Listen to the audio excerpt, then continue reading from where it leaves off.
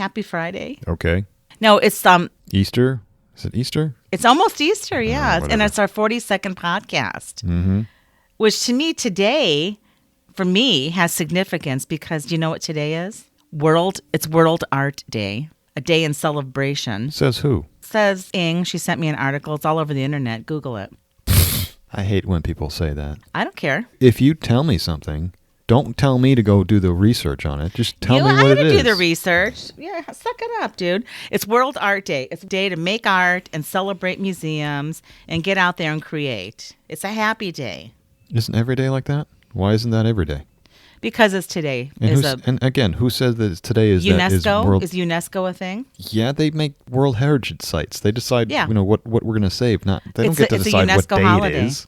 It's a UNESCO holiday today. Yeah, they don't get to make holidays. I don't know who they do get to make holidays. No, they today don't. Is World Art Day. I'm not doing any art today. How about that? Anti UNESCO Day. Well, I'm doing art today. Fine. Painted yesterday. I always wonder about how the word professional and art intersects. Because they almost seem like they're at odds. I'm not sure why. But right. I think of maybe it is at odds to some extent. Painter, just the idea of the professional, right? The professional lawyer versus the painter. I think inherently there are things that are considered professions, and law is one of them. Right. And there were hallmarks of professions in terms of you had, a common body of knowledge, one way to get there through some educational process. So, with ministers, lawyers, doctors, those were considered professions. So there was one way to get there. There was a way to be vetted into it. And there was, professional bodies. And so they had to take a bar exam. They had to pass the MCAT and then get to medical school and then, become board certified or whatever. So it's a professional tract. I know what it is. The professionals get paid, but artists don't. That's my hang up. Oh, yeah. But artists, I think, because it doesn't really fall into the professional definition. Well, I think it does. Especially it helped hearing you recite all that because artists can go through all that as well and become trained. But they don't have to.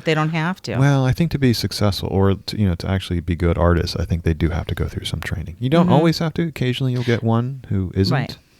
Yeah, and occasionally you'll get a Kim Kardashian who takes the baby bar in California. I do not want to talk about the Kardashians. Right. But anyway, you're right about that too. I think you can get entrepreneurs and you can get artists who don't come up through their respective systems. But if you really want to be a successful artist, it's probably good to train.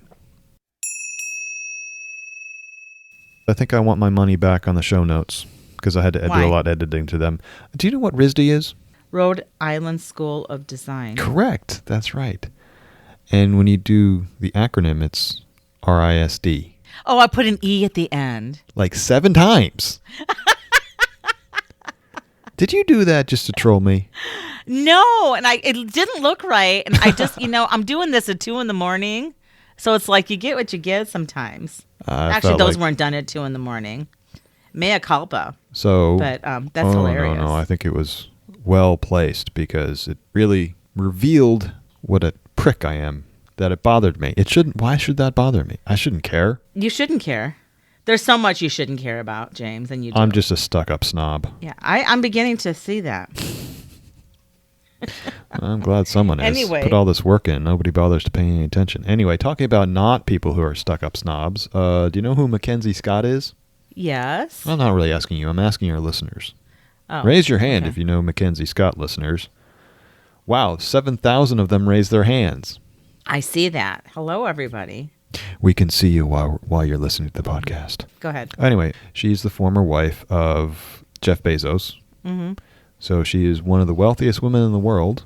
Mm-hmm. But she's also noteworthy in that she is giving most of her money away. She has the biggest spender when it comes to philanthropy. Thank you. Philanthropy. She has given away 22% of her wealth, which was $12 billion. So she had a net worth of $54 billion, and so far, just in the past couple of years, she's already given away $12 billion of it, which is pretty extraordinary. Mm-hmm. I mean, obviously, when you have that much money, you could give away $53 billion and still live like a king. Yeah, so she said she's committed to giving it away until it's gone. And she seems like she's actually doing it. And she's so much farther ahead than all the other schmucks, all the other billionaires, that it's literally embarrassing. Right. Particularly her ex-husband. We're going to get to him. Axios put together a short list of billionaires and how much they're giving away. She is, well ahead at 22% of her net worth that she's given away already. The next guy is Phil Knight, who I don't know, does he own some teams or something? I don't know who this guy is, but he's given away 5.7%. That's not bad. After that is Charles Koch. I don't know how genuine this is, him on the list, because he gives a lot to right-wing, not necessarily right-wing, but Republican foundations and stuff like that. So I don't know how much of that is genuine philanthropy versus just political giving. And then there's a Lizard King, Mark Zuckerberg, at $3 billion, so that's 2.7% he's given away. The next one was a little embarrassing. Steve Ballmer, who is the former CEO of Microsoft, one of the original founders of Microsoft, he's only at 2.2%. He's got $97 billion, and he's only given away about $2 billion of it. And the reason that I find that a little bit embarrassing for him, because when he's transitioned to CEO, he was not a good CEO of Microsoft. He really sort of oversaw the decline of Microsoft. When Microsoft went from the number one platform, both web and PC, I don't know if you remember this, but there was a point at which Internet Explorer was literally 97% market share. And he oversaw the period where it went from that to zero, basically. And he's just a sales guy. He didn't create anything. He got lucky that he got in on Microsoft at the beginning, and he's just a sales guy. And so I think he could be a little bit more self-aware of how lucky he has been and give a little bit more of that away. But of course, who takes the cake, Catherine? Who's the number one douchebag on our list here? Well, Jeff Bezos. Jeff Bezos has given away a whopping 1.1% of his staggering $185 billion. How does that make you feel? It doesn't make me feel anything. It makes me feel like a little hollow as well, I guess. It's like, if you have that much money, why? What are you doing with it? He making penis-shaped rockets. Peanut or penis? Penis. Oh, penis. He's not even very good at that, because he keeps having to get bailed out from. He keeps trying to sue NASA and have them bail him out. And there's in the government bills. He's got like $500 million coming back to him in some of the government bills that they're up right now, because he can't carry his own weight. I don't know why we need to pay him $500 million for his stupid little rockets that aren't very good, if he's sitting on $185 billion. Well, that's why I don't buy anything ever off of Amazon. And I mean that. I've never. I do occasionally when it's convenient, but I tried to find other places, mostly because you never know if it's going to be authentic stuff or not. That's the point. It's like, and I don't want to support him, and B, I don't know if it's authentic, repackaged, something someone bought off of eBay. It's garbage. I don't know how they're vetting that stuff. They don't. And I will pay more direct to the, from the distributor or whatever than I will ever do it on Amazon. So China is very good at knocking stuff off, and they're so good at knocking stuff off that they will knock off the SKU as well. The SKU, the little number. Oh, they knock off. Yeah, exactly. Yes. So they will, and Amazon doesn't verify where something comes from. Mm-hmm. So you can send something in with a copy SKU'd on it that you knocked off from some other product. Mm-hmm. It literally goes into the same bin. Like, for instance, let's say Teva. You want to buy some Teva sandals? Teva will make some sandals. They'll send them into the Amazon warehouse, and it'll go into the specific bin. Someone can knock off the Teva sandal as well as that same SKU, and when it comes in Amazon doesn't see if it came from Teva. They just, if it has that SKU, it goes into the exact same bin with the authentic Teva sandals. Right. Of course, it doesn't do that anymore because of that, Teva pulled out of Amazon smartly so. Mm-hmm. So anyway. Well, boy. Yes. I mean, I could go off to, like, you can cut this if you want, but years ago I read an article where people were proving this. And so the people who wrote the article, they actually dumpster dove and got some stuff that looked like it was intact. And one of the jars of jam was actually out of date. Mm-hmm. And they made their own little store on Amazon and posted these like 4 or 5 items and then listed them, and they got listed. And they ended up purchasing it, but they're like, it's friggin' dumpster dive shit. Well, at least that was originally authentic, though. But that's the point. It's like they dumpster dove. I mean, that, they're like, it's gross. And from that point on, I wasn't ever intrigued with Amazon, but I didn't want to support Bezos and that whole thing. I didn't like they were putting businesses out of business and taking over communities. And the bookstores really hit the skids when Amazon came, which was very dear to my heart. And no, enough of that. Okay. Enough of that. In other retail news, some Russian shoppers, along with their morning shopping, they got some news.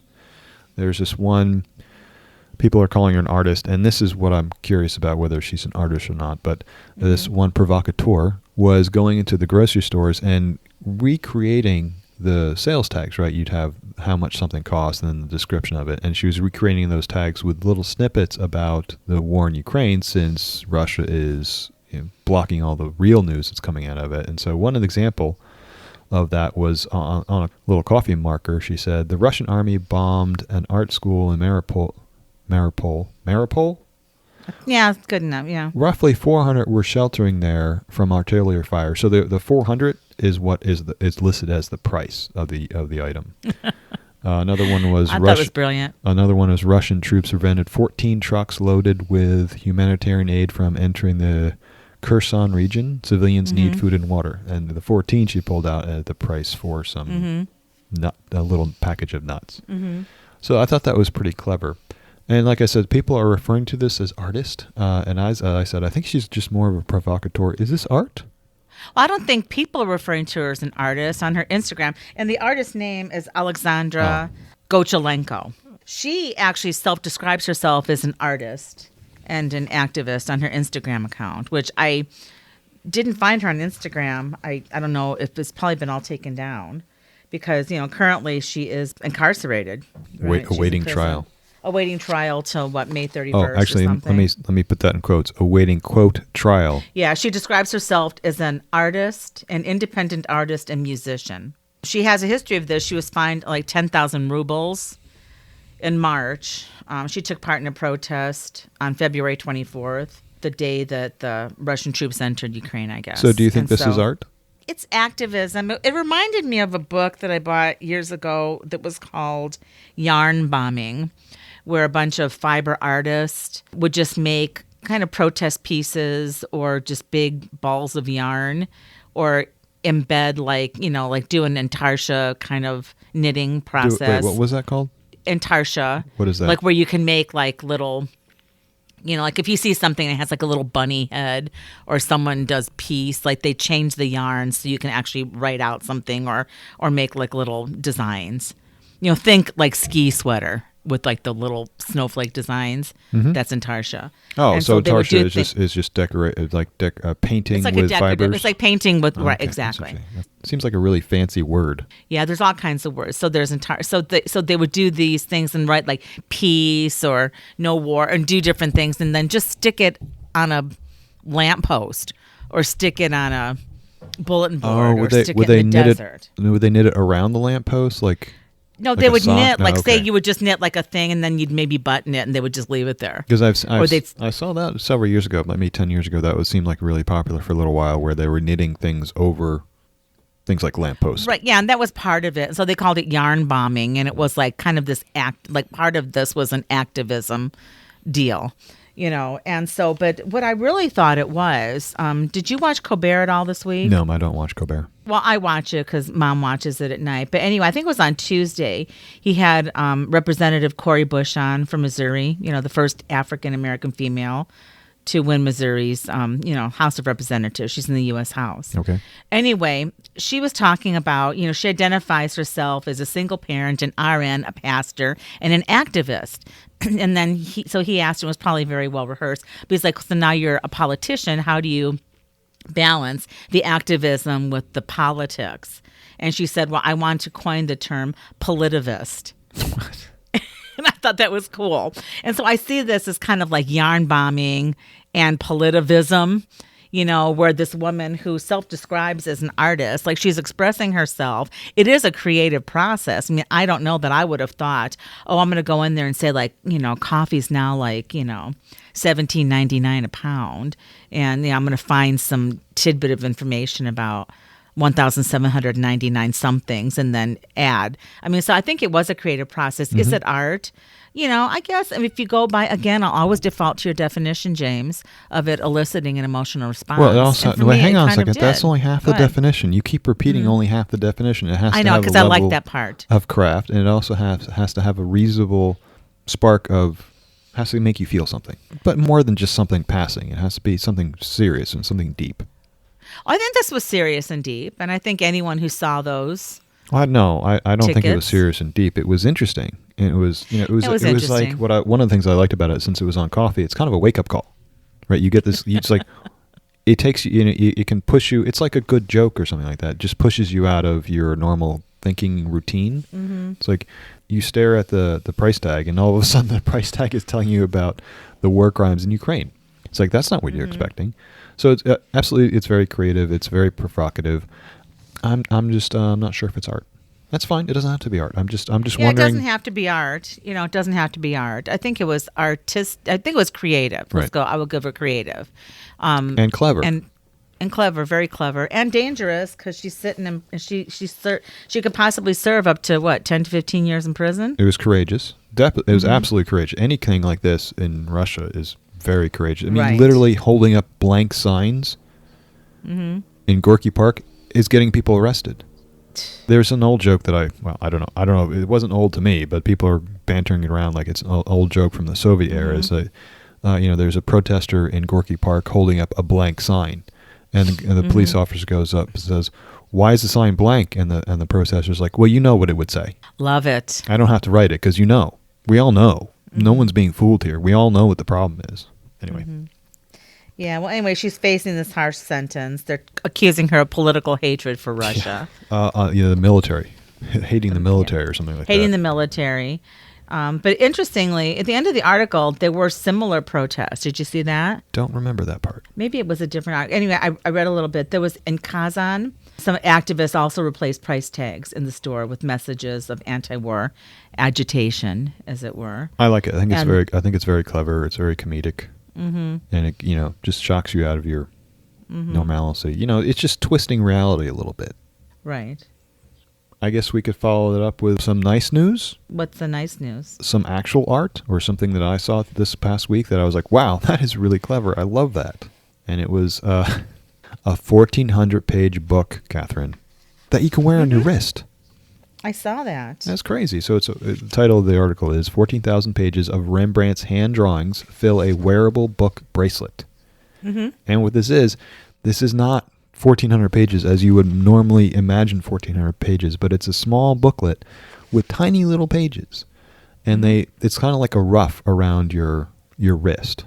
And the pages just not spiral, but they wrap around your wrist. And you can just open up at any point and see a little tidbit of a Rembrandt drawing. Right. It is truly the definition of wearable art. Oh, yeah. Okay. Yeah, it's a literal definition. It's a literal example. It's stitch bound like a decent real book is stitch bound. So that's on the inside, so you can fan it out on the outside. And the edges of the pages have gold on them. So it looks like a bracelet. And then you get closer to it, and you can start flipping through the pages, and you realize it's a book on your wrist. When you take it off, you can lay it flat, and it becomes this very rectilinear piece, like a square stick. And they made a beautiful book box for it as well that you can slide it into. So every part of this really kind of hit my craft nerve endings. Like, oh, this is really nicely crafted. It's a really clever way of making a book into a wearable thing to begin with, and then to also just fill it with drawings from a master. Right. It It's was delightful. 14. Yeah, it is delightful. The 1,400 black and white images of Rembrandt, and all the images are of hands. Oh, I should read these things a little more carefully. You should. Yes, it was like from 303 of Rembrandt's drawings, and it was bound into a thick book, and it was actually taken from the collection of this, I can't pronounce the museum. Yeah. Who can, really? I know. Excuse me. Anyway, the artists involved were Liski Gaius and Leah Dunker. Or something close to that. I'm sure I'm mispronouncing the names. Oh, it was the Rijksmuseum. Rijksmuseum. The Rijksmuseum. Rijksmuseum. It's Rijksmuseum. Yeah, is it Rick's Museum? Yeah, okay. It's just Rick. It's Rick's museum. Okay, it's a Rick's Museum. Right. Well, I thought it was interesting that Cooper Hewitt Smithsonian Design Museum acquired the original ones, but they made 10 of these, and they were still available on their website. Did you go to their website? No, I didn't. I should have. Yeah, it was cool. And they talked a lot about, their process and the gilt edges and the 18-karat gold class that was fashioned by a goldsmith. And it was quite interesting. It's a lovely little thing. And what I like about it is initially I was thinking, oh, that would be something you just take out on special occasions and wear to like a gala or something. How many galas have you been to, Catherine? One. Yeah, I think I've been to one as well. I guess we're not really gala people. But anyway, but you can imagine that someone dressed up really nicely and going to a really popular function. But then I thought the exact opposite. Like, what if you just wore this every day? Imagine what this thing would look like after a year of wearing it every day. Yeah, I wouldn't even want to wear it. Well, I think that'd be kind of delightful too, because it would start to wear out, but it'd still be a book, and books are tough. It wouldn't fall apart. It would still be, intact. It would just be a little rough around the edges. Right. Gayes and Dunker also did like this design after the Cooper Hewitt Smithsonian Design Museum acquired this. They did a necklace version of it. Oh, cool. With similar style that featured Rembrandt's dogs. Okay. Isn't that awesome? Dogs are always awesome. Yeah, I just thought that was good. What kind of dogs did he have? I don't know. I didn't see the book. Oh. Well, maybe you should buy the book. It's like expensive. I was interested because it said that how the book was put together, it was put together with the golden ratio. Oh, was it? Did you see that? Okay. Yeah. Yeah, people love throwing that in, though. The golden ratio. That's, kind of silly. I thought it was interesting. No, I know. The math nerd in me. People try to make so much out of that. It's an interesting ratio, but it's, only gets you so far. Right, but I think like in design, though, if it's my recollection, doesn't that just necessarily mean that all elements are balanced? No. And aesthetically pleasing? No. I know it is a number derived from the Fibonacci sequence, right. Yada, yada, yada. But I was obsessed with the Fibonacci sequence and knitting and did a couple projects that out makes of that. sense. For some reason, that seems like it would make sense in knitting. I made a really long scarf, almost like a Doctor Who scarf. Mm-hmm.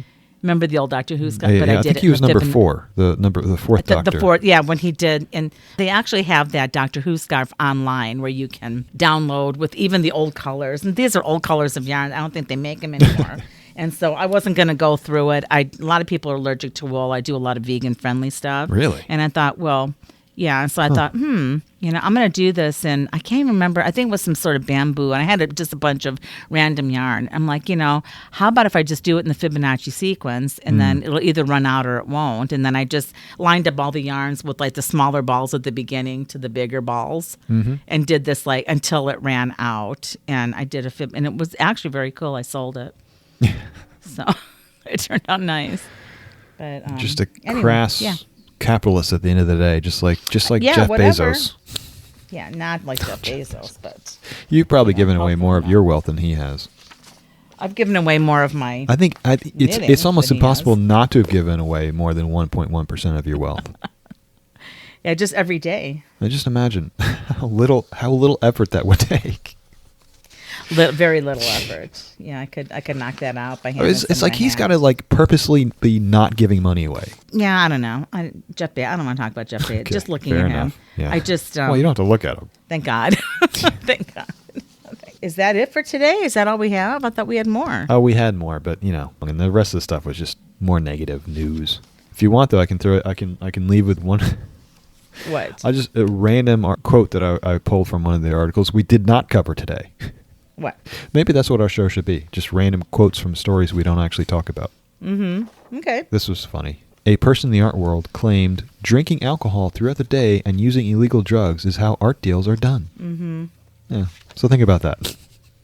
I don't know. I actually ran a gallery for many years, and I didn't drink throughout the day or ever, and I didn't use any illegal drugs. Okay, that's good. But maybe that's why I, never made any money. I think you're referring to Inigo Philbrick. He's known as the art world's Mini Madoff.